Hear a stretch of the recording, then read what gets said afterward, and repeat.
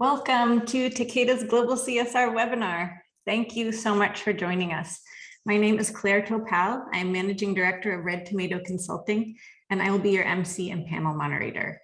The focus for this 1-hour webinar is threefold: to unpack the critical importance of health system strengthening today by centering the work of Takeda's Global CSR program partners, to announce Takeda's 2021 CSR awardees, and preview the Global CSR program's next public request for proposals. To begin our program, I'm delighted to ask Takako Oyabu, Takeda's Chief Corporate Affairs Officer, to share a few welcome remarks. Takako, the mic's yours. Welcome, everyone. I'm honored to be here with you today to discuss the importance of working together to strengthen health systems worldwide. As we've just seen, Takeda's Global CSR program is wide-reaching and is making an impact, but there's still a lot more work to do. Today, we'll be speaking with 3 of our country partners from DNDi, Plan International, and Access to Health Fund, UNOPS Myanmar, about our collective goal to strengthen health systems and the many initiatives that are underway, including disease prevention, worker training, building supply chain capacity, and improving access to quality diagnosis and treatment.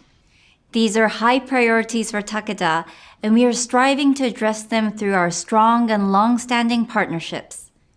We are calling on leaders here at the United Nations General Assembly to make bold, creative investments to support and strengthen health systems over the long term.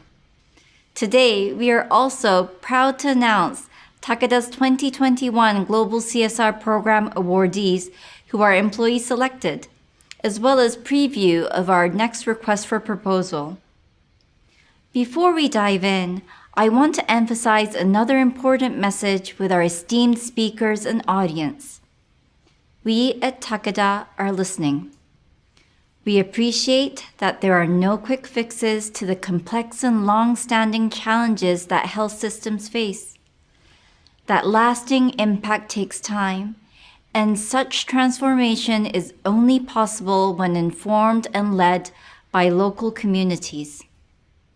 It is important to us to be true partners to organizations and communities and to contribute to tangible improvements in health systems. We recognize your insights and creative solutions, such as unleashing the power of data and digital for better health outcomes, and we are inspired by them. I look forward to hearing more about our partners' work and to exploring why it is so vital that we continue to transform global health together. Now, I am delighted to hand the mic back to our moderator to get started. Thank you, Takako.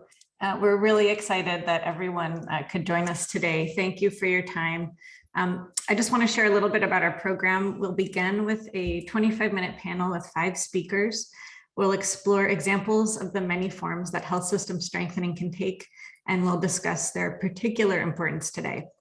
The 2021 awardees announcement will follow, and we'll conclude with the 2022 RFP preview. So I want to welcome our speakers. We're really grateful to have you joining us today from so many parts of the world.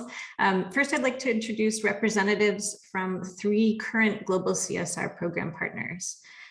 Mr. Olawale Ajose, Neglected Tropical Diseases Head of Access Advisor at DNDi, who's joining us from Geneva. Dr. Kiyoko Ikegami, who's chair of the board for Plan International Japan, who's with us from Tokyo.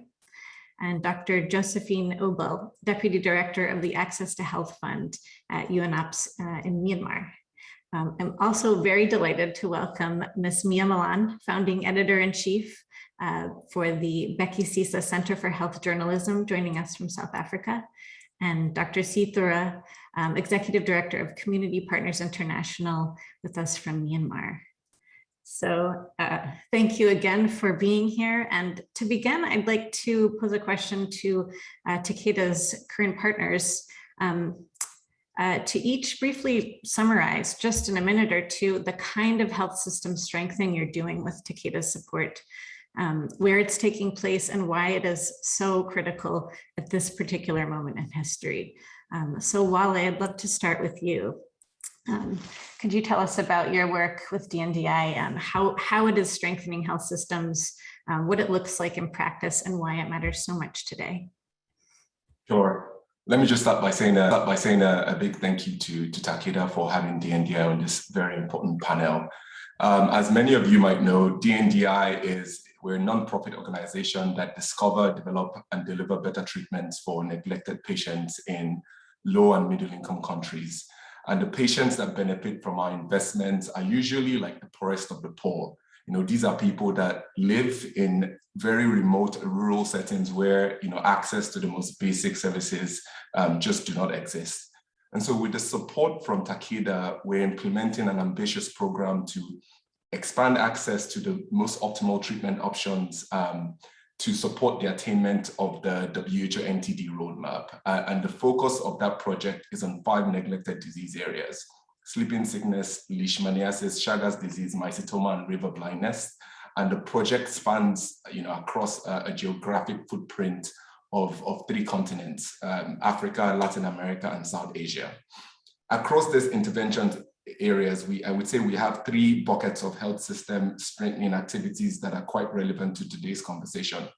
The first is we are reskilling and upskilling clinical providers to ensure that they have the knowledge and the capabilities to administer and deploy, you know, the new treatment regimens that we are developing through our partnerships with research institutions. And we do this by, you know, trainings, mentorships, and ongoing supportive supervision activities using existing government structures. The second thing that we do is to provide quality assured drugs, diagnostics, and medical supplies needed in the treatment centers where patients seek care.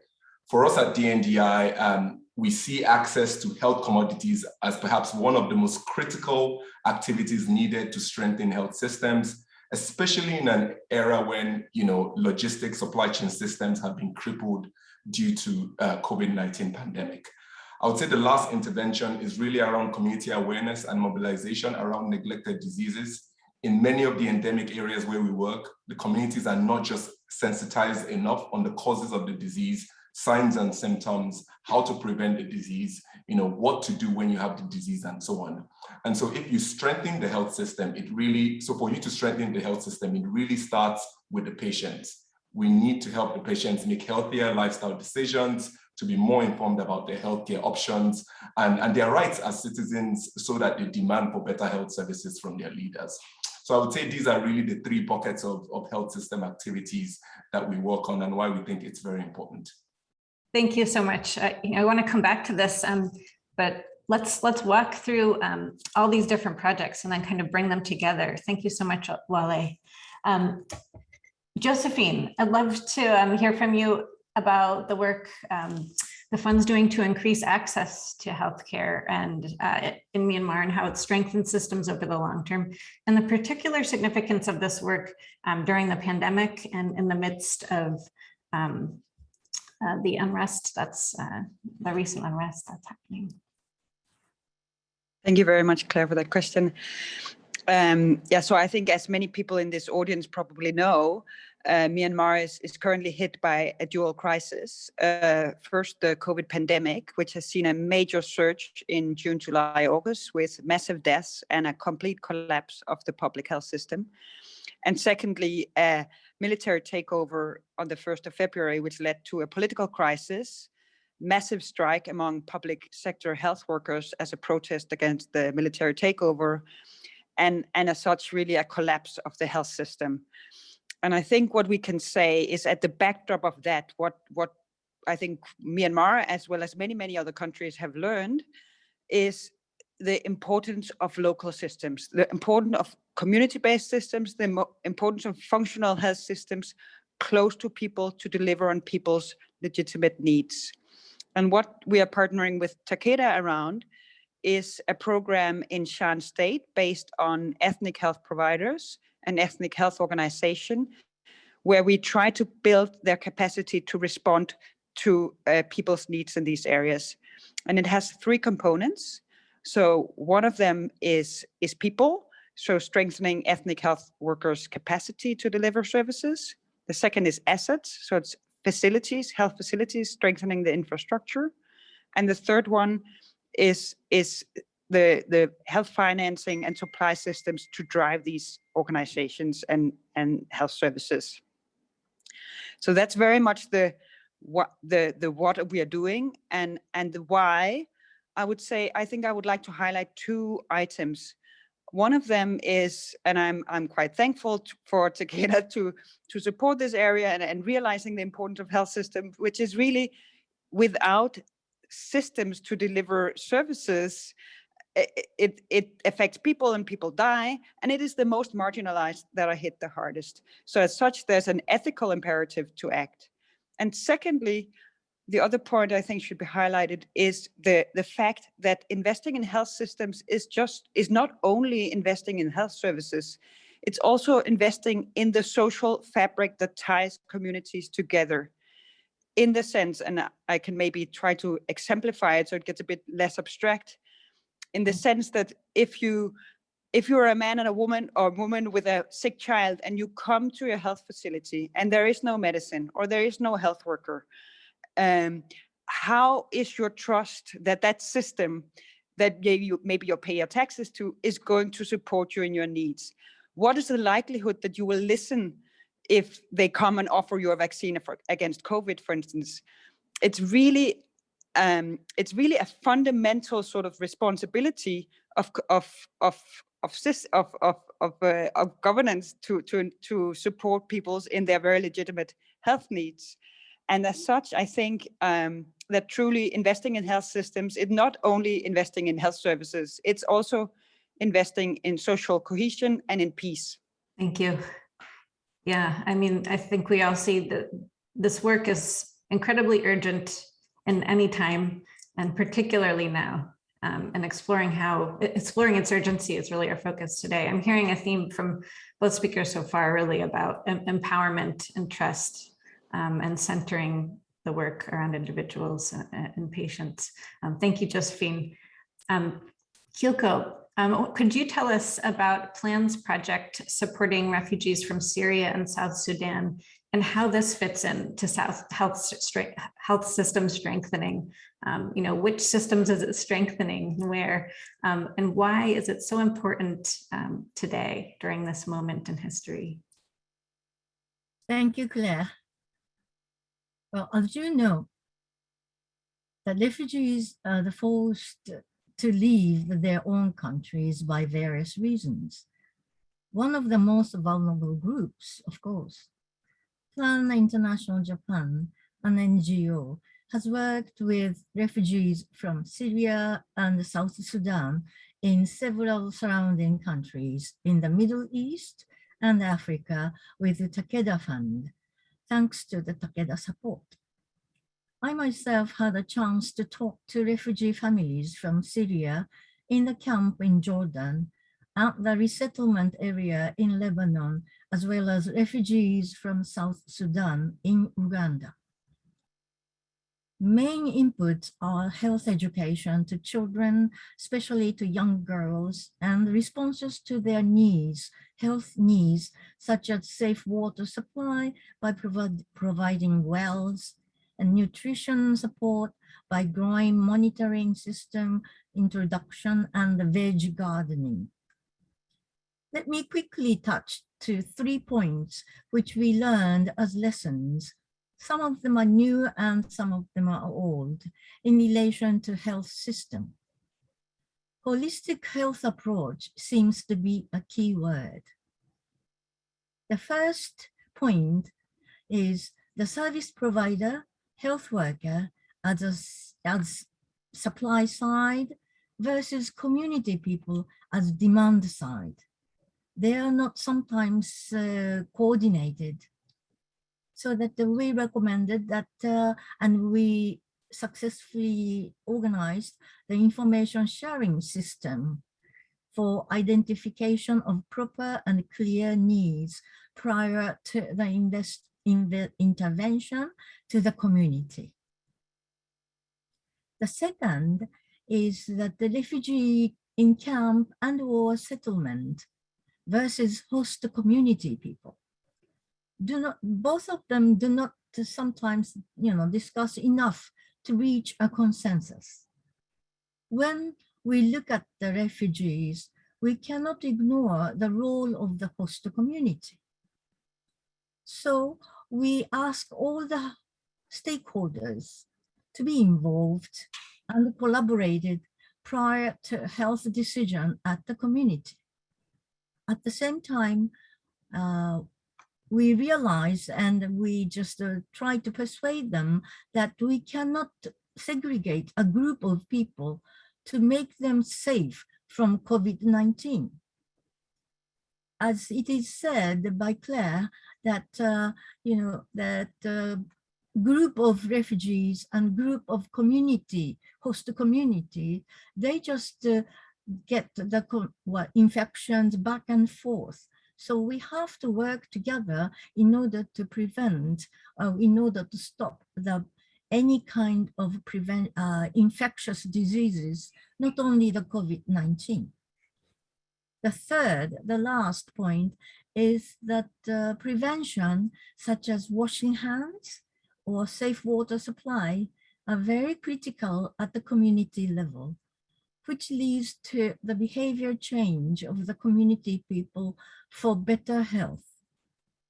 So that community participation for health behavior change, that's what we encouraged for the people to do together.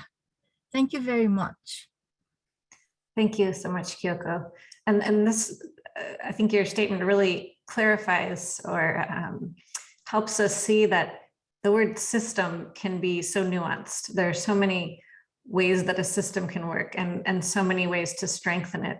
And it's all really dependent on the people and the environment and the experience every family and individual is having. Thank you so much. I'd love to turn to you.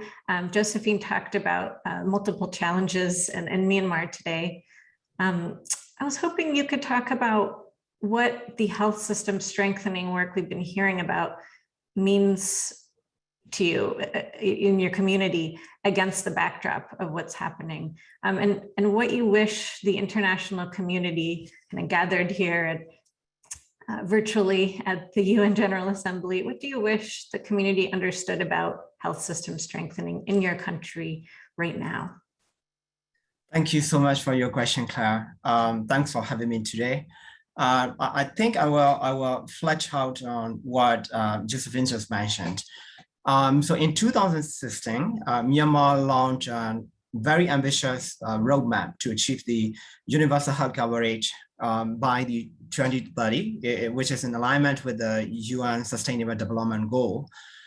This roadmap laid out the health system reforms and paved a way for the meaningful engagement with the non-state actors.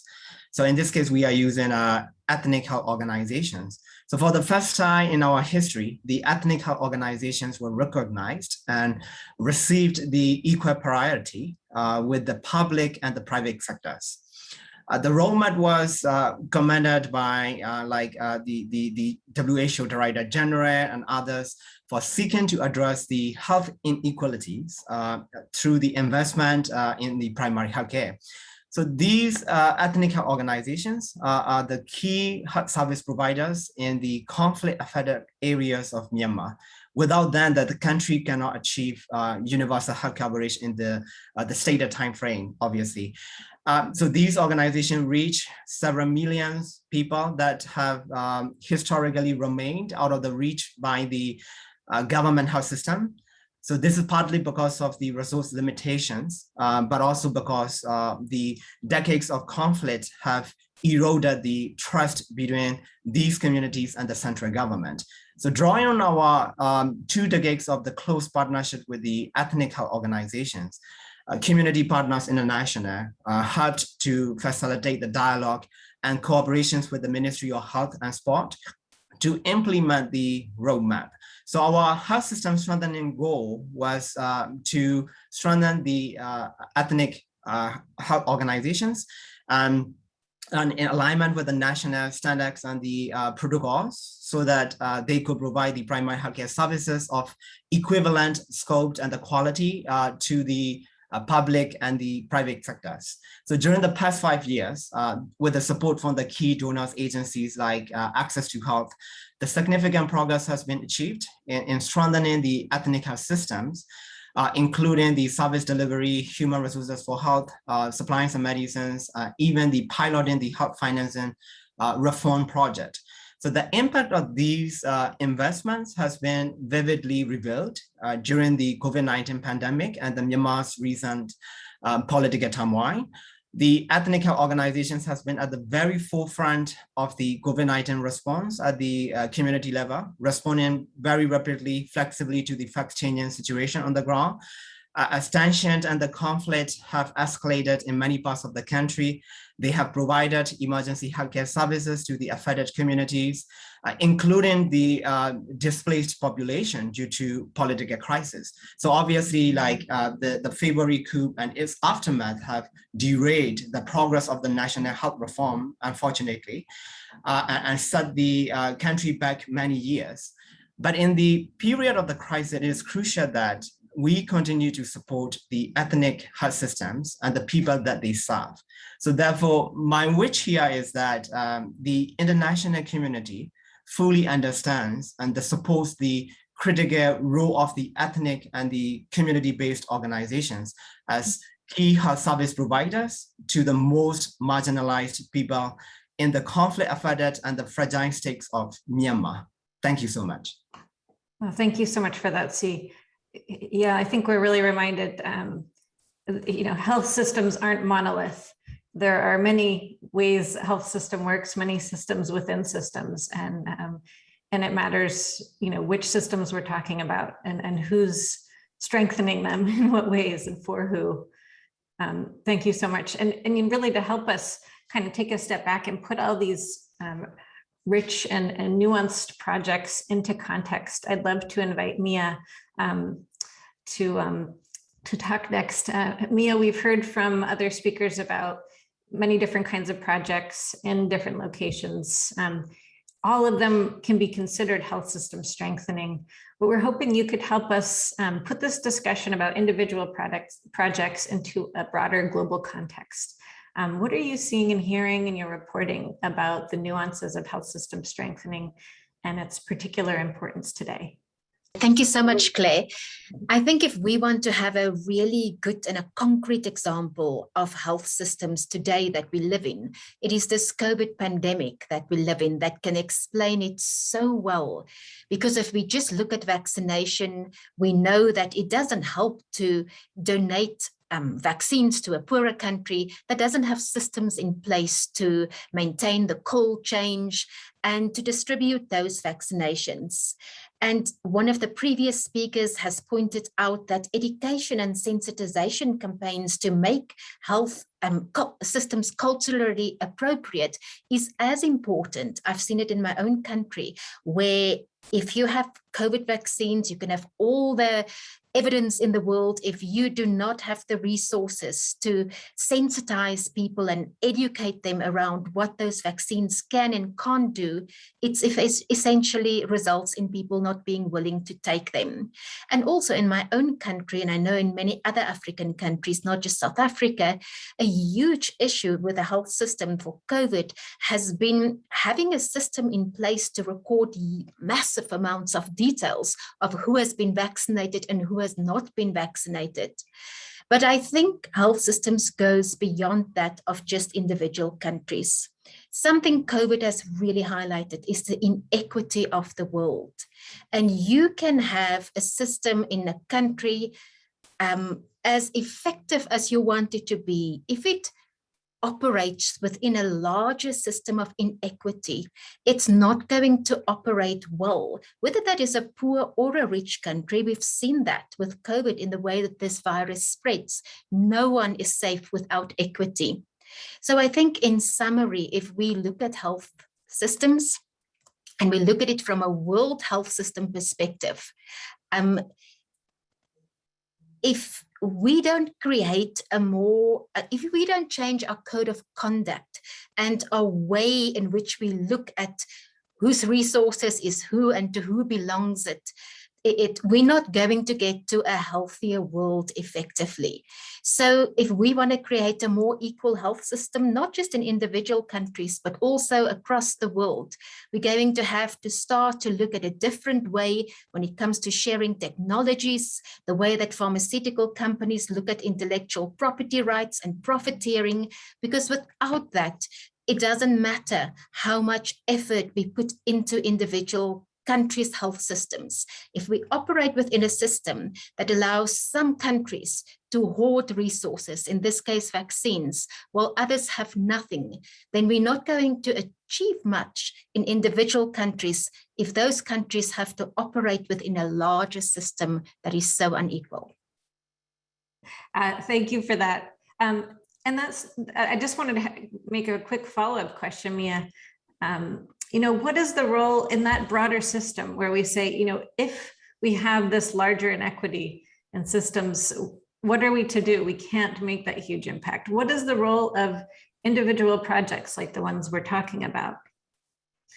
How do we, empower them for the work and impact they are having in this context?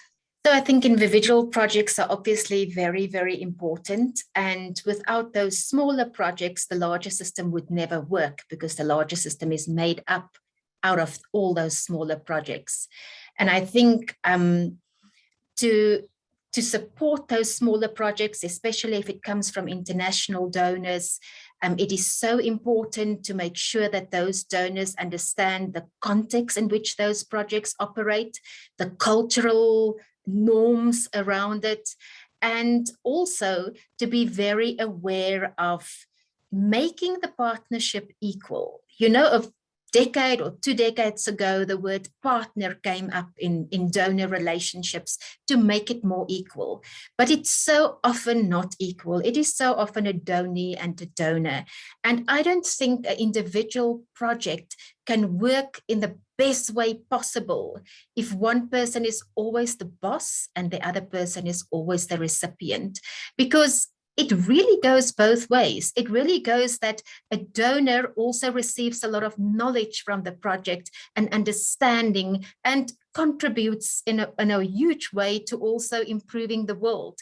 And if we can find ways to make each partner in such a relationship weigh the same, then I think that is the kind of support that will ultimately make a project work in the best way possible. Thank you. I hear some notes for Takeda there and all other donors. Thank you for that. And I'd love to just pick up and circle back with the rest of our panel to talk about just this moment and the work you're doing to strengthen health systems. Do you feel like the pandemic has brought new attention and appreciation of this work, new understanding of it? And I guess, how would you like to see your key stakeholders, donors, and other stakeholders in this global community maintain that momentum? Maybe Josephine, we could start with you. Yeah, thank you very much for that question. I think it's an excellent question. Has COVID done, I think COVID has done a lot of things to us, both practically, but also in our ways of understanding the world. I think one thing that has definitely happened is that we have all understood the interconnectedness of this world, how we are all dependent on one another. The other thing is we've understood the importance of governance and countries and administrative systems that works for people. I think we have clearly seen that countries, which I think Mia mentioned very nicely, that have huge inequalities, they do less well during a global pandemic than in countries with reasonable equality. I think that's one thing that we have really learned. And I think that's also why we in the Access to Health Fund are really working on trying to reach the most vulnerable, which are the most difficult to reach for sure, and the most expensive to reach if you want to talk about dollars. But that's where we have to go if we want to come to coherence and social cohesion, and for the sake of Myanmar also a road to a sustainable peace process, I hope someday in time. So I think that's definitely COVID have in some ways made the world more interconnected and shown how important it is, not just who pays for services, but also who gets services. I think this is something that I have learned from Professor Basailas, that probably many of you know from the SLE who teaches health systems, that's really, really important to look at. What is the cost of services, but also who gets those services? And is it really the most marginalized? Rarely. So that's definitely something that I think we have learned from this situation. Thank you. And I'm going to move on to other speakers to give them a chance. And just to our audience members, we see your questions coming up in the Q&A. Thank you. Keep them coming.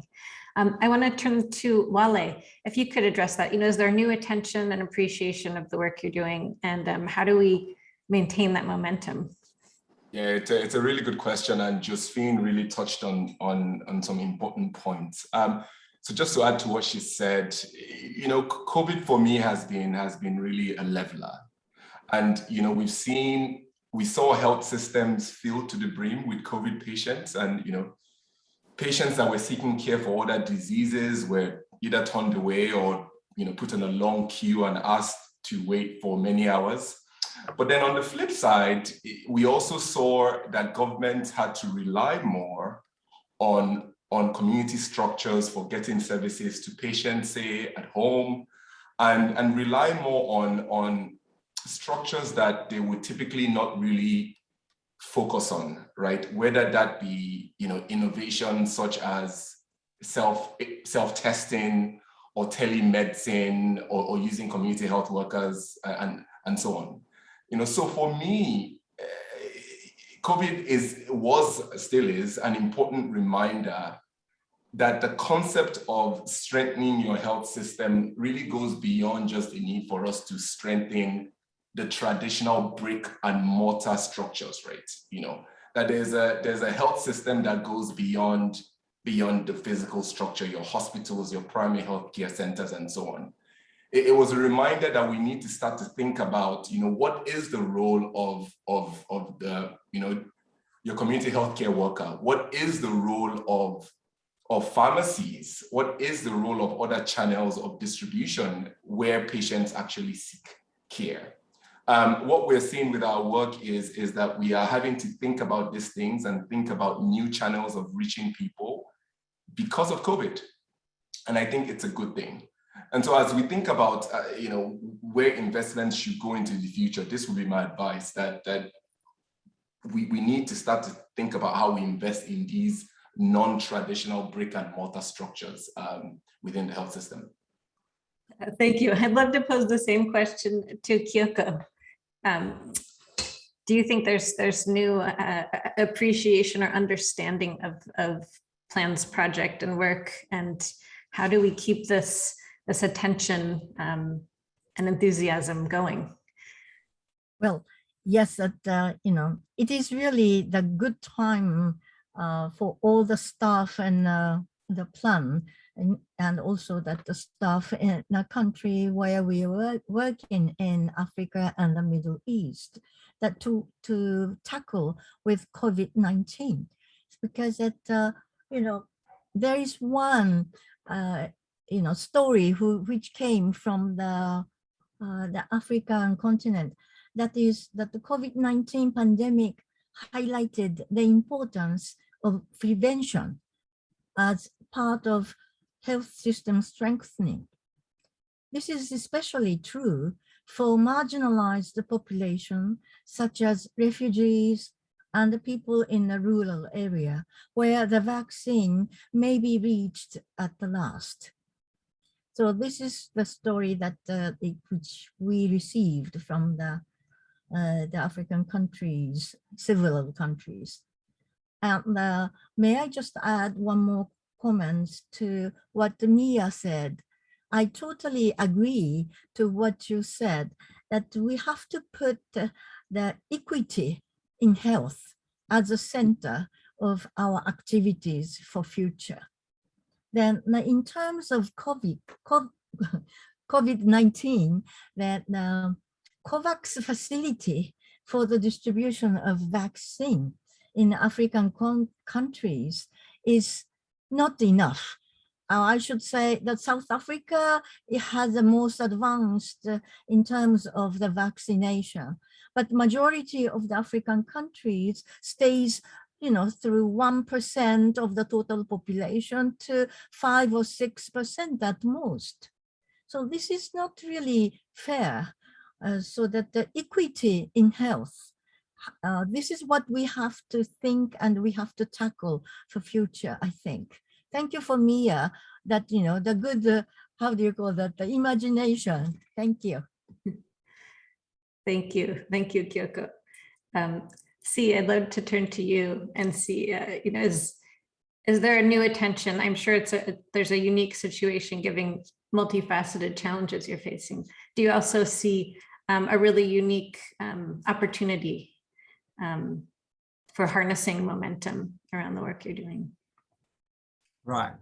So I think, looking at to the current situation, we have been witnessing what happened in the last year, in the first week and second week, first week and second week of COVID-19 hit to Myanmar under the democratic government. At that time, we have been working with these ethnic health organizations, empowering their health systems and everything.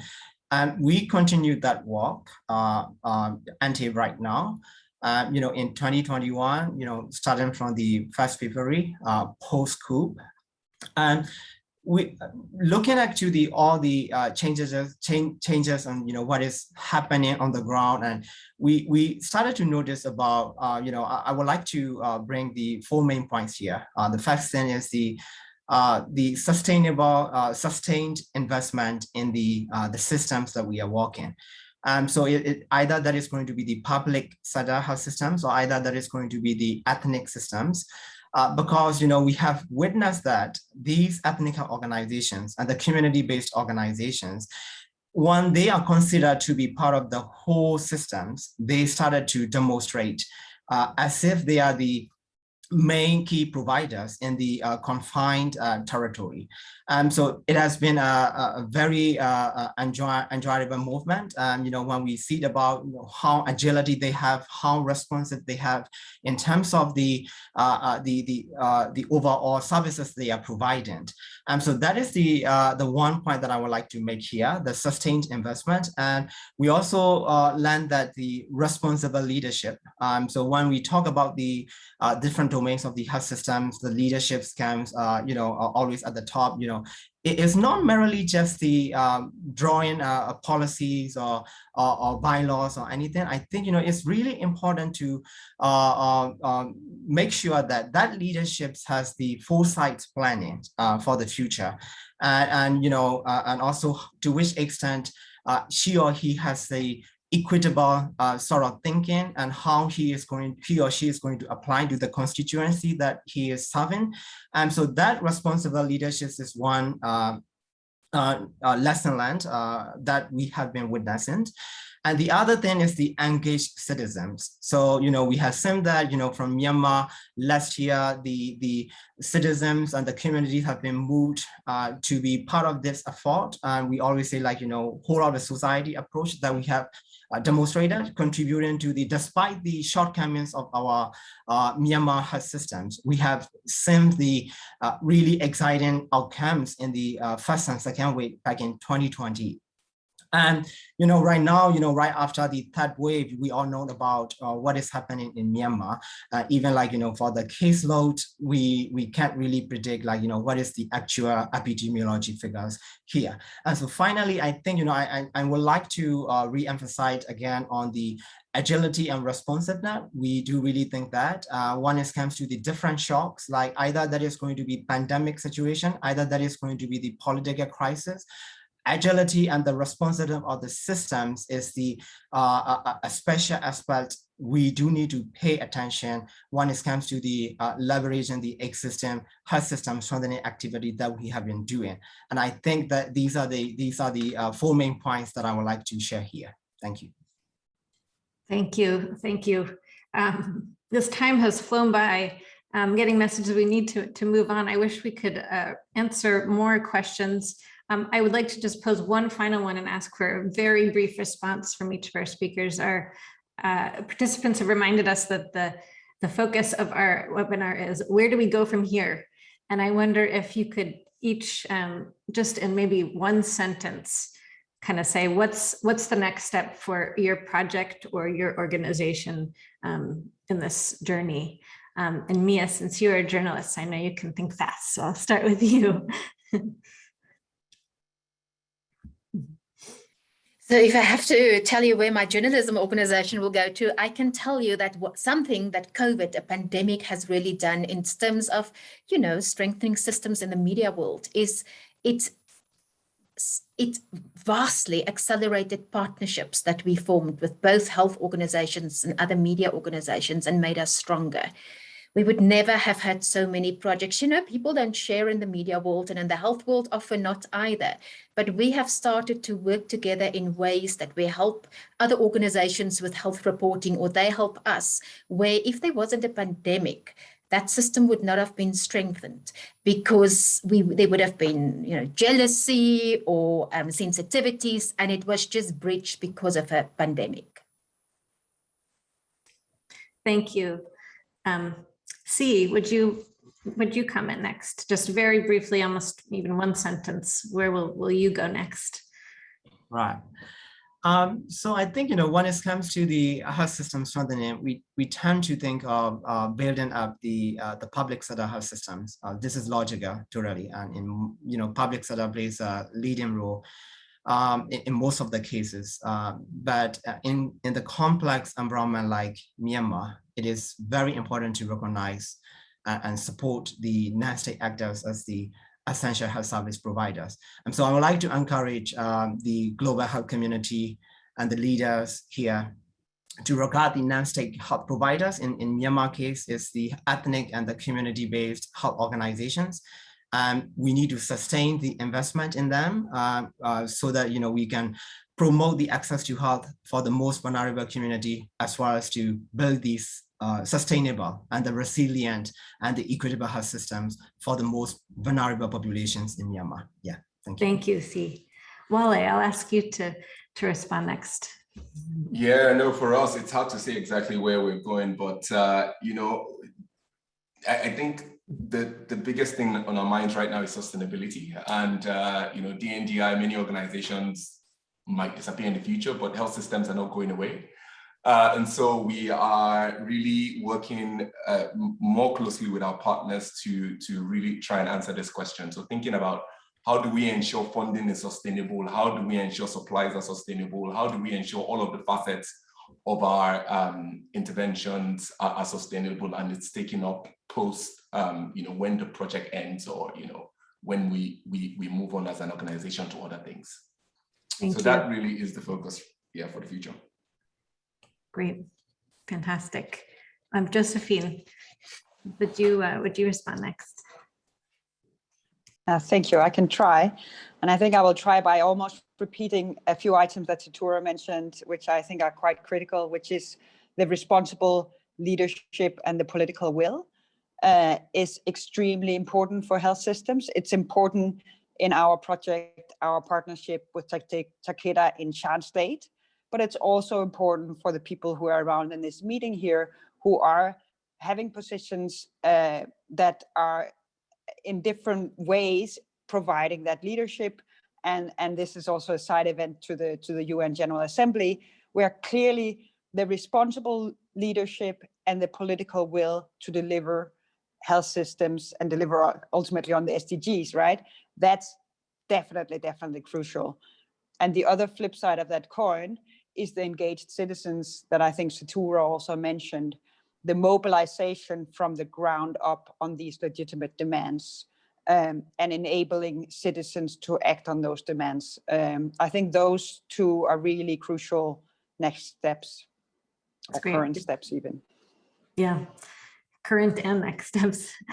Kiyoko, would you offer just a very brief statement of where you'd like to go next? Yes, I have two, very short. Okay, the first is that I would like to do the policy recommendation campaign saying that health investment worth to the politicians and the decision makers. And the second, that's the policy level, that the community level, that the people's participation in prevention measures, that worth.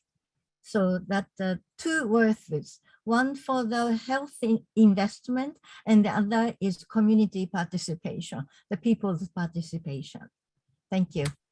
Thank you so much. Thank you so much, all of you, for taking time to speak with us. And those of you in the audience, I know there's more questions we couldn't get to. I apologize, but I do invite you and encourage you to reach out to our speakers, who I know would be delighted to engage further in conversation.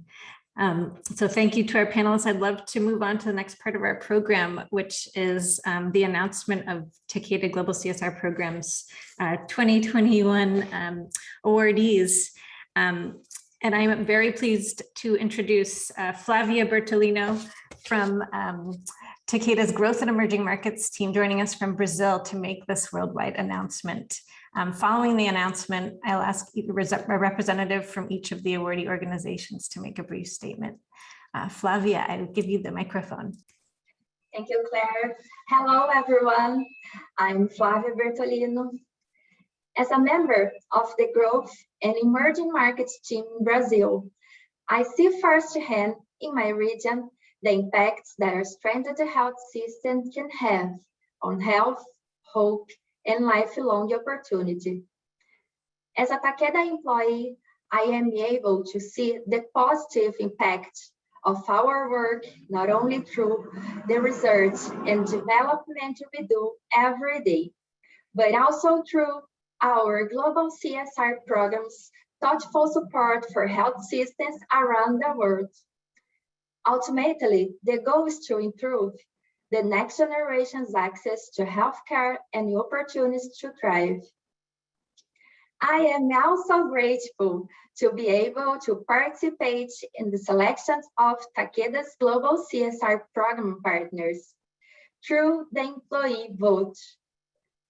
I also served with numerous colleagues on our inaugural CSR application review committee, and I can confidently say that all of us were blown away by the quality and creativity of the proposals Takeda received.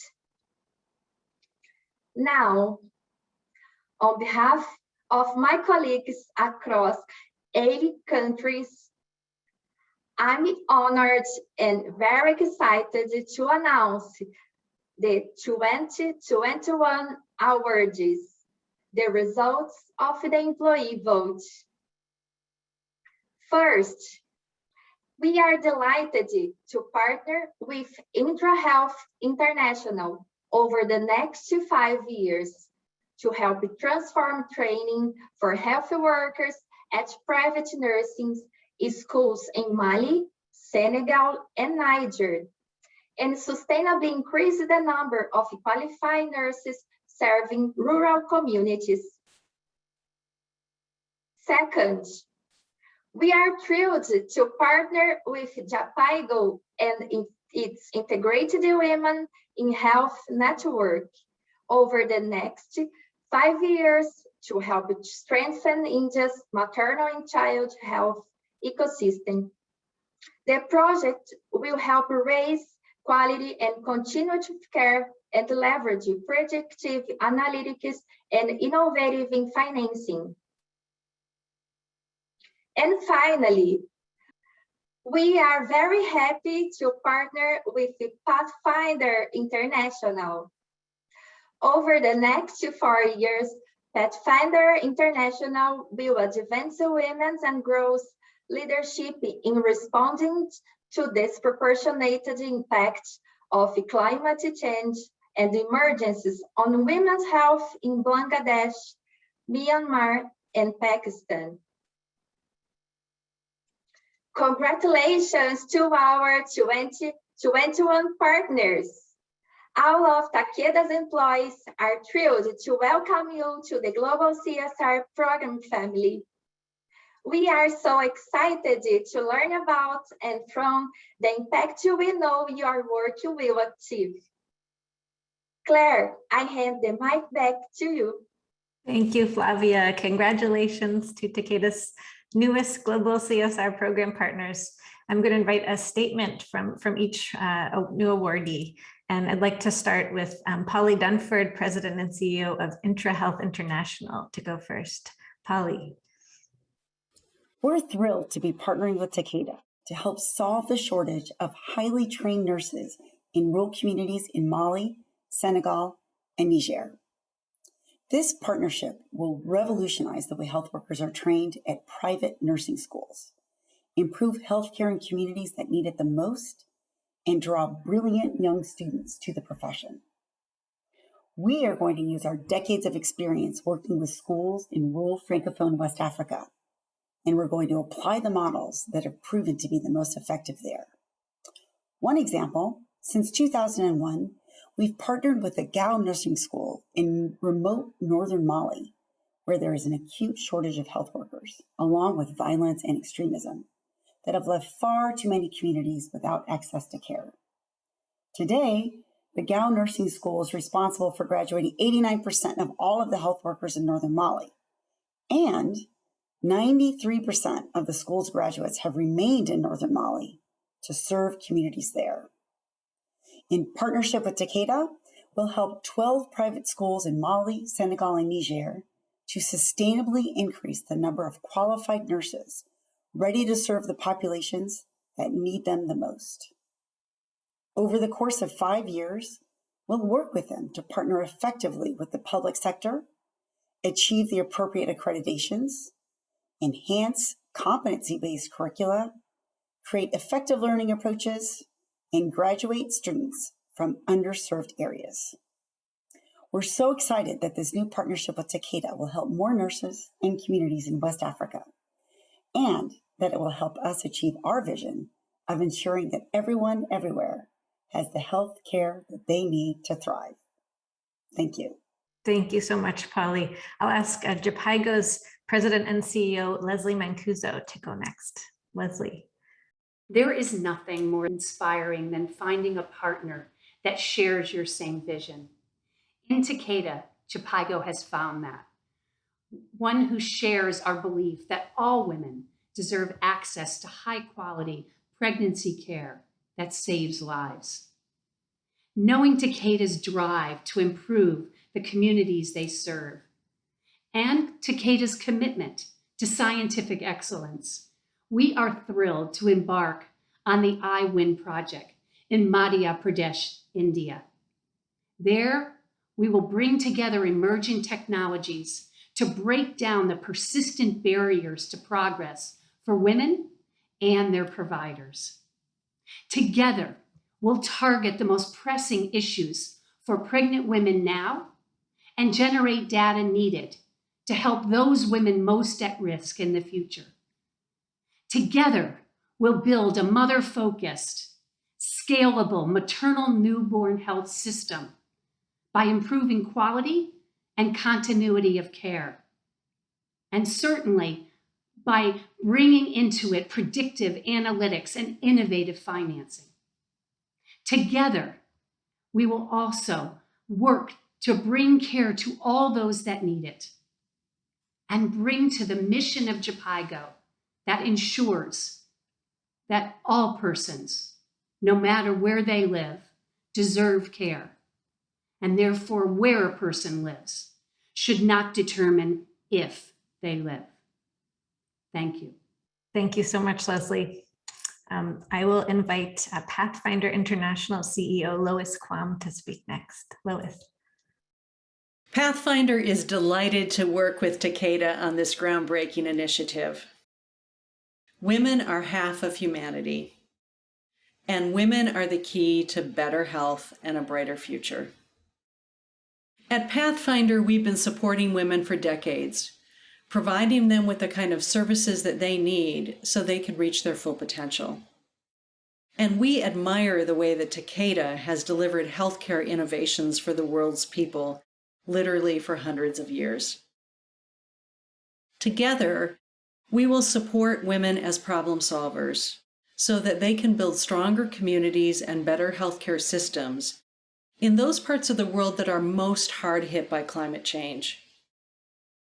We'll work together in flood-ravaged Bangladesh, in drought-ridden Pakistan, and in the vulnerable coastal areas of Myanmar, so that women have the support they need to make the difference in the world in these areas affected so strongly by climate change.